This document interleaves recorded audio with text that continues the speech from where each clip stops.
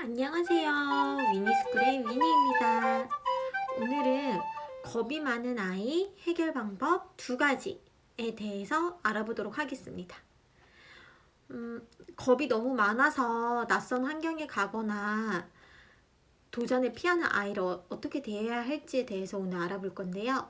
두려움이 많은 아이들은 새로운 환경에서 새로운 것을 도전하는 것을 무서워하죠. 예를 들어서 놀이터에서 구름다리를 건너보자 했을 때 너무 겁이 많은 아이 같은 경우는 몸을 떨기까지 하고 친구들이 또 옆에서 겁쟁이라고 짓궂은 친구들을 놀리기도 하죠. 이런 아이들에게는 부모가 어떻게 대해줘야 할까요? 억지로 강요해 볼까요? 다른 친구들은 다 하는데 왜 너만 무서워해? 얼른 이거 해보자. 이렇게 이야기해 볼까요? 아니죠. 그렇게 강압적으로 막무가내로 아이에게 도전을 해보도록 강요를 한다면 아이의 불안감이 더 높아져요.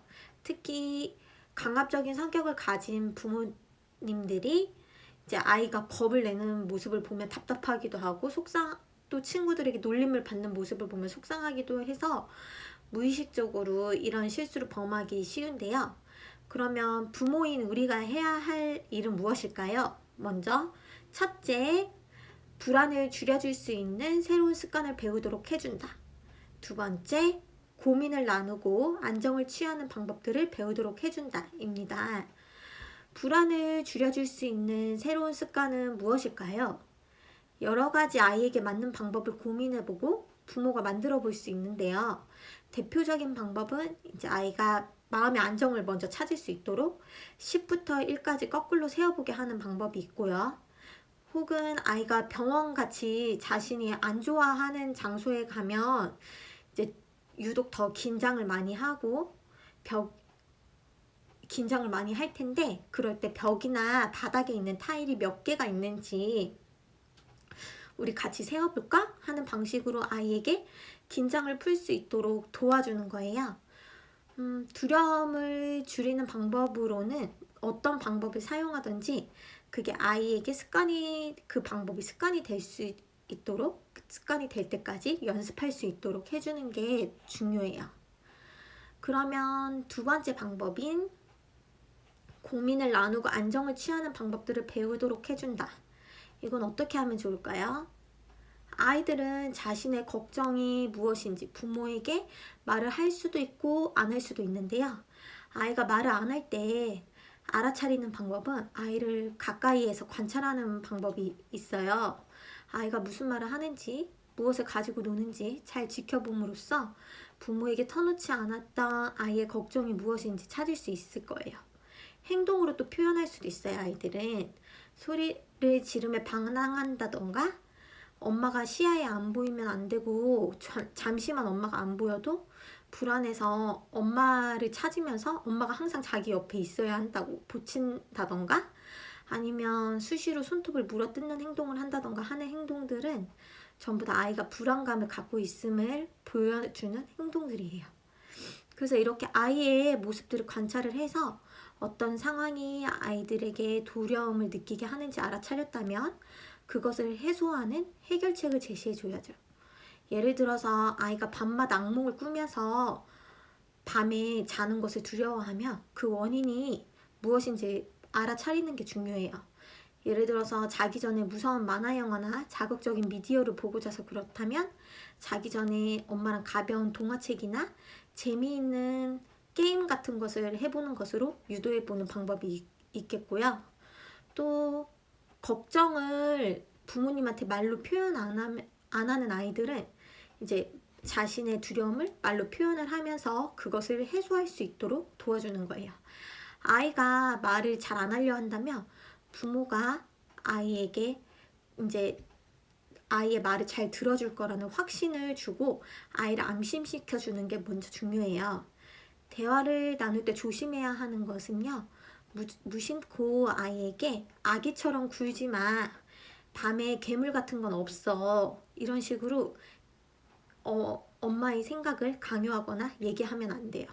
어른들이 봤을 때는 이제 아이들이 두려워하는 게 하찮은 두려움일지라도 아이에게는 그것이 굉장히 크고 심각한 두려움이거든요. 아이를 장난으로라도 놀리거나 가르치려 하지 말고 아이의 이야기를 잘 들어주고 존중해주는 것이 중요해요. 아이가 무서워할 때 괜찮아질 거야 하면서 아이의 손을 꼭 잡아주는 것만으로도 아이는 안심을 할 수가 있고요.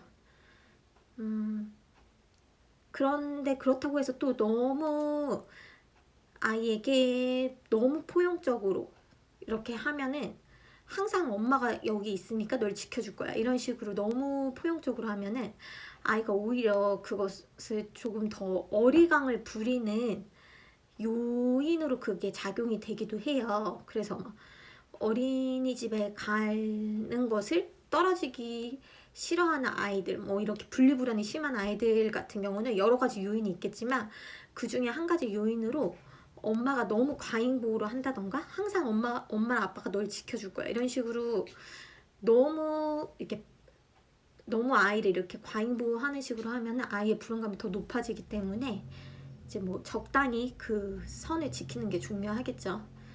그래서 아이에게 안정감을 주면서도 아이가 스스로 두려움을 극복할 수 있도록 자립성을 키워주는 게 중요해요. 그리고 그래서 부모는 항상 아이지만 아이를 무시하는 게 아니라 아이의 가능성을 믿어주고 스스로 두려움을 극복할 수 있다고 믿고 도와주는 것이 중요하다고 할 수 있겠죠. 여기서 제가 또 드리고 싶은 꿀팁은 예를 들어서 병원에 가는 걸 무서워하는 아이가 있어요. 치과에 가는 거를. 이제 저희 아이 같은 경우도 치과에 가는 걸 너무너무 무서워했는데 제가 썼던 방법은 집에서 치과 놀이를 해보는 거예요. 이제 크롱이랑 뽀로로를 가지고 와가지고 직접 아이가 치과 의사가 돼가지고 치과에서 받는 치료들을 직접 해보고 그거를 시연해보고 무섭지 않다는 거를 스스로 느끼고 이제 씩씩하게 다 잘 가서 검진 받을 수 있다 이렇게 스스로 얘기도 해보고 하면서 아이에게 두려움을 없앨 수 있도록 놀이를 통해서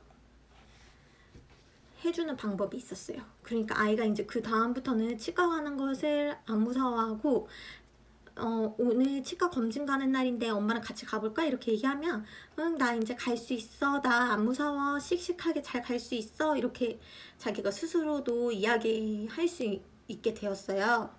그래서 이제 여러 가지 놀이를 통해서 두려움을 극복하는 방법도 있을 수 있겠죠. 오늘은 겁이 많은 아이를 다루는 방법에 대해서 배워보았는데요. 첫 번째는 불안을 줄여줄 수 있는 새로운 습관을 배우도록 해준다.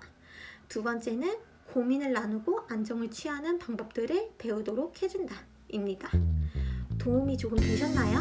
영상이 마음에 들었다면 구독 버튼과 좋아요 버튼 눌러주세요.